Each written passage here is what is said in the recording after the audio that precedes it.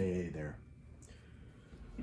So, I want to chat with you about spirituality. And this is a facet of life that I want to be clear. I don't espouse to know everything about it. In fact, I'd be willing to say I know very little. In the realm of spirituality, there's myth, there's philosophy, there's religion, and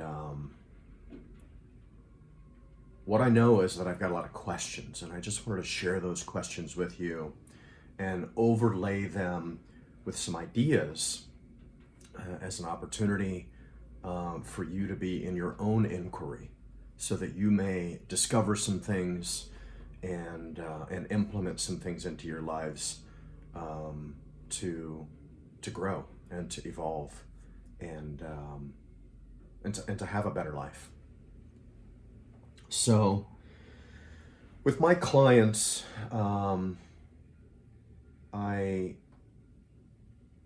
guide them in specific aspects of their life to measure progress and see how they're doing, and really just to kind of check in. And this is what I do with myself as well.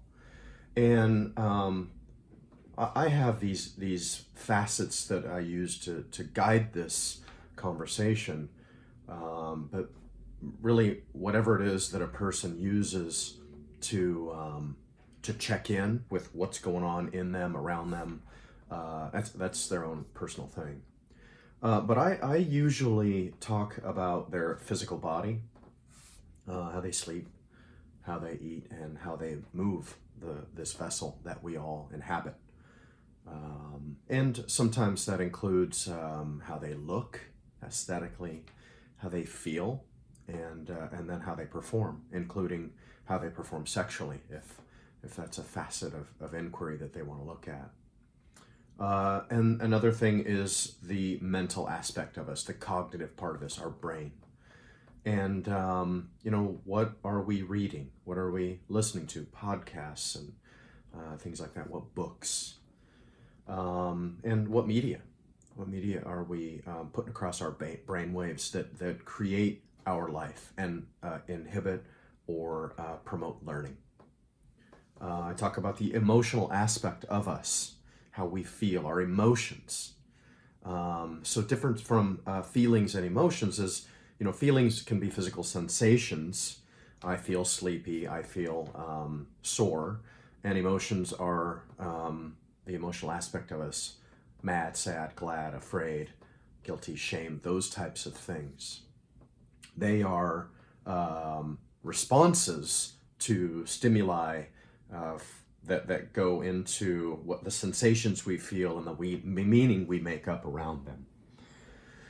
The combination of, I think, the cognitive stuff, the mental stuff, and the emotional stuff is where mindset work comes in, and I talk about that all the time. I think it's a huge part of how we shape and change and create the life that we want to create. But the fourth quadrant here, is the spiritual quadrant, and I don't know what it means for people. I usually ask and talk to them about it, and I don't know anyone who hasn't had some exposure to a religious methodology or teaching or something like that. But not very many people adhere to, just one thing. They're usually exploring or something like that, and I know I am. The thing that I find interesting is that most people I talk to tell me and assure me that spirituality is the most important thing to them. And week after week, when I ask them about it, they spend the least amount of time in that inquiry and spending time investigating and being with that aspect of themselves. And I fall into this category as well. So that was the number one thing I wanted to share and pose and ask you if that is what you do. Do you say that it's really important and not spend a lot of time doing it. And I don't know what that means to you. I don't know what spending time with it means. I don't know how that you would do that. And that's not really what I'm concerned about. What I'm concerned about is what's it going to take for you to actually do that? Um, so I talk about the 6 basic needs we have as humans. I talk about that all the time too. We need certainty, we need uncertainty, we need significance, we need connection, we need growth, and we need contribution. We need those things. Those are important aspects of us as humans. I believe that spirituality kind of covers all 6 of those. And I think that's powerful. I think that's amazing. And again, I think it's notable that something that we have access to that is so powerful and that fulfills so many needs, and yet again, we spend so little time hanging out with it. And by the way, if you're a person who doesn't have any belief or adherence to spirituality, I respect and I honor that.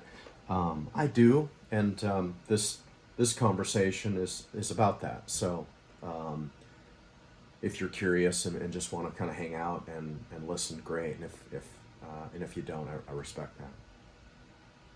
So I don't know what spirituality is, except for that it is, for me, a vast unknown.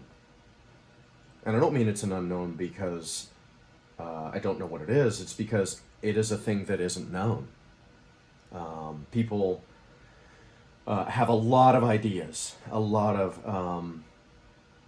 myth and religious and philosophical things question what life is and what it is after life, and a lot of that has to do with spirituality, and it has to do with teachings and guidance and basically rules and laws with which we live our lives through. But I feel like it's something more. It's something bigger. It's something in another realm or dimension. And I don't often talk about this because I don't like to talk about things that I don't know about. I usually try to talk about things that I think I know a fair bit about, and come across as someone who's going to guide you in that. And that's not what this is. This is simply me, asking these questions and again guiding you back to what it means to you, and are you spending time doing it? And if it's important to you, what do you get out of it? So in this place, in this realm of unknown and unexplainable, what I find is that it just opens the universe up into being a much, much, much bigger place. And I know that we all have problems, and I know that, existence in itself, being a human, is about having problem. It's about suffering. It is. And we have an opportunity to, go within, and in that going within, access, the entirety of the universe, and not be in suffering at that time. So I use the 1,000 minutes a day model. We have 1,000 waking minutes, and I usually talk about those 1,000 waking minutes as what we do with them is depicts our priorities. So, and I like 1,000 minutes. I don't know what yours is. I don't know how much you sleep. But I like 1,000 minutes because then I can divide it and evenly look at percentages. So if I spend 100 minutes on something, it's 10% of my time. And I want to know, how many minutes in your day are you spending with what you call God? Building that relationship, building intimacy there, spending time with and being in that inquiry, prayer, meditation. I don't know what you call it. I don't know what you do.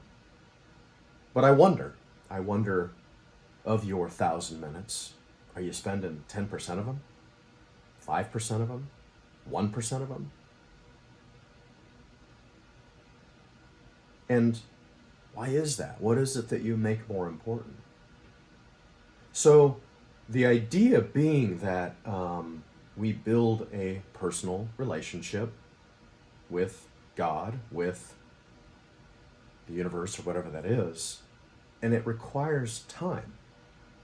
If you're building intimacy in any relationship, intimate partner, business partner, something like that, it requires spending time doing that. And if you're not, then why? Same thing with money. Do you have intimacy with money? Are you spending time with it? Are you spending time building that relationship, getting to know it? So it's important. People say it's important. I don't know about you, but I gather it is. And if it's important and you're not spending time doing it, then this is me confronting you. And if it fulfills so many needs and it's important to you and you're not doing it, what does that say? And how and what will it take to get you to start doing it and make a habit out of it? I mean, if you didn't spend time with your intimate partner every day, or at least spend energy in it, what do you think would happen to that relationship? And maybe you're not, and maybe that's why it's not fulfilling. I don't know. But this is me asking that question.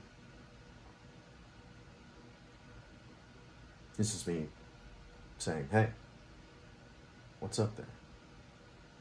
So for me, I recognize that fulfillment and satisfaction and gratification, those things I'm seeing more and more, especially now that they're not from the things I have, and they are often from the things I do if I'm serving. And I'm often serving when I've accessed that other part of myself. And sometimes I'm serving for ego, all right? Let's just be straight up there. But other times I'm serving through that. I'm serving through my care, my love for the world. And that comes from that. And I don't need money to do that. I don't need resources. I don't need to have things around me. So, what do you get out of your connection to something bigger than you? And when will you get in sync with that and be on track so that you are just in the flow of life around that? You're managing physical, intellectual, mental, or emotional and spiritual part of you. And if those are important, how you lay those out in your 1,000 minutes. Because if you put money before those, I think your priorities are probably off. But I don't know. That's up to you to decide and think about. But if our lens that we see through the world through, which might be the spiritual religious aspect of you, is not put on straight, and we're not seeing the world through that because we're not spending time with it, it will affect everything in your life. Everything. It will affect your relationships. It will affect your money. It will affect your happiness. So thanks for spending some time with me. A bit longer today. And I hope you have a great day.